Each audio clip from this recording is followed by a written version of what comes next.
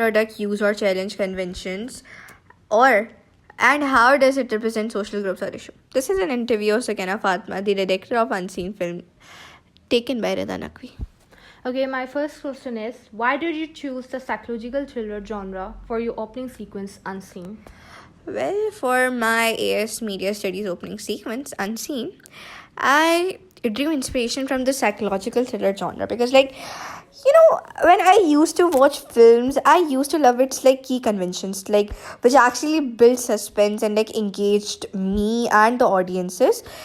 So I loved the suspense and thriller effect in the movies. So that is one of the reason why my AS opening sequence actually explored the theme of paranoia, identity, and psychological instability. Those were the I personally feel like that these are the elements that actually define the genre, and especially the use of genre conventions. I used several techniques which are quite common in a psychological thriller, but I actually take inspiration from David Fincher's filmmaking style because that style actually inspired me to make such kind of movies. Okay, how do you use cinematography, particularly close-ups, angles, and handle shots to reflect the psychological tension in your film? Well, for my cinematography, I am not a good cinematographer, but my skills developed throughout this project. I actually used close up shots to emphasize my character, Maya, mental state. Fincher's actually use facial close ups to highlight the emotion of its character. I do not know whether you have seen the movie Gone Girl or Fight Club, but it was portrayed in that plus the low angle and high angle shots they were strategically placed to depict the shift in the power or it's quite similar in Fincher's work in Seven, the movie. And personally, my whole film was actually shot by my own hands. All the shots were hand handled because I personally feel like these hand-handled shots adds a sense of unease. It makes the audience feel immersed into the characters unstable reality. So I personally feel like that hand-handled shots are way more easier, not easier, but quite good for a psychological thriller film. Okay, what specific editing techniques did you use to create suspense and mirror your character's unstable mental state? Well, for my editing, I was again inspired by my director Fincher's his cool editing style. I actually edited my film on Premiere Pro. I incorporated basically precise cuts to maintain the tension because I use black screen to create suspense, to create an anticipation in watcher's mind so that he would be interested in to the future shots because I personally feel like the abrupt transition to reflect protagonist's disoriented mental state is actually a technique often used by David Fincher because I have seen that technique being used in Fight Club and plus long takes. I didn't have that amount of long takes, but they were actually utilized to extend the moment of unease, which I personally feel like that allows suspense to build naturally. Okay, how did mise-en-scenes, elements such as setting, props, and costume design help reinforce the psychological themes in Unseen? Well, my film was featured in dim lighting. I didn't use that amount of lighting. The whole film was actually shot under street light, and I used the confined spaces. It was quite isolated because it reinforced the feeling of isolation, much like panic room. Because and plus I didn't use that amount of props and symbols, but I actually used gun to depict the sense of horror or thriller because gun is a prop which actually illustrates that there is something there is something quite dangerous. So the props I mainly used was gun, so it really doesn't makes the props and symbol that much carefully chosen, but I personally feel a key role in depicting protagonist identity was truly I was inspired by the Fincher use because his use in Gone Girl was quite cool. Plus the costume design. Okay, now if you just talk about the costume design, we have to talk about the Fight Club, because that movie used wardrobe changes to like reflect the transformation.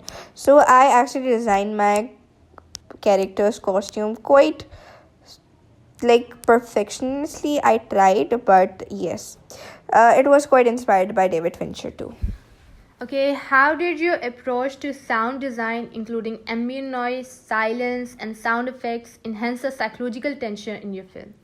Well, for my sound design, you know what? This is the best part, because I do not know why, but I loved designing the sound for my film because I layered the ambient noise. First, I actually like there was quite a problems I faced during my uh, whole filming production process, because you cannot find an isolated place in normal, like me being a average student, me being a average person could not find a confined or isolated place normally, but like my location was way better, like more than isolation, all that stuff. But I tried my best to use an isolated place so that it would give the audience the sense of fear which I wanted to portray. I actually used distorted sound effects. I actually used two effects. I layered them to make an unsettling atmosphere, plus I used silence, which was, I think I intentionally used it because I want to highlight the suspense, like while the rising of the anxiety was actually portrayed by a heartbeat effect. You know what? Challenging conventions, like there were challenging conventions.